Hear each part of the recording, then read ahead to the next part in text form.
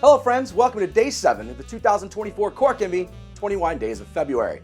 Today we're talking and tasting Gamay. Now Gamay is an older grape variety originally associated with the Burgundy region of France.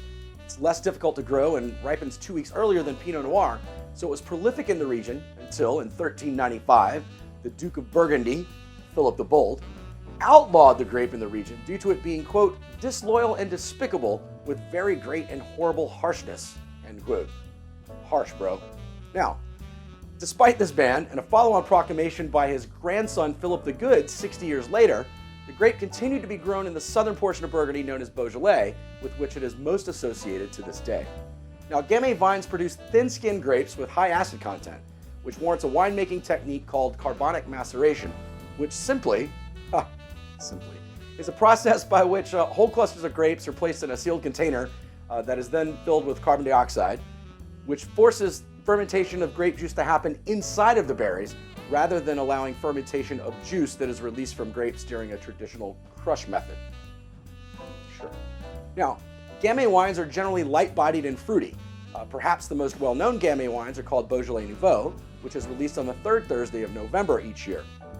Now, these wines are very young and fresh and vibrant and are the first produced wines of any given vintage. They're consumed and released in celebration at the end of the harvest. To your old buddy Stub, they almost always taste like Circus Peanuts candy. On the other hand, Cru Beaujolais wines are generally aged for a period of time in wood barrels and are more medium-bodied, showing aromas and flavors of cherry and dark fruits and pepper and chalkiness or stone. Now, while over 75% of the world's Gamay is grown in Beaujolais, the grape is also grown in Australia, Eastern Canada, and in the US, most specifically in Oregon.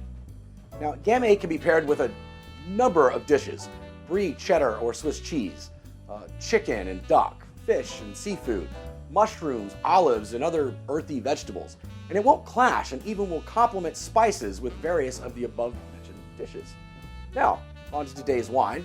This is the Chateau de Pizay Morgon, Morgon being one of the 10 allowed Cru Beaujolais regions.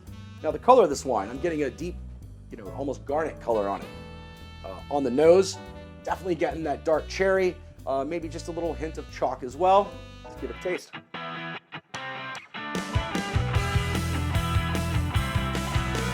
Wow, tart, black cherry flavors on there. Definitely some chalk more than stone. Those tannins, they're almost like dusting old erasers off and getting that chalk dust. It's kind of that, take your breath away a little bit. And that's what really lingers. Those tannins stick with you there on the finish of this wine. Now, I would pair this particular wine with, let's go with a mushroom risotto. Yeah, I think that'll work. Now, I've once again composed a lovely haiku for today, but all this talk of Beaujolais has me back in mind of my favorite 19th century French poem, which I will recite for you now. La fille que j'aimerais pas comme avant, qui sa bonne feria, un peu chaque matin.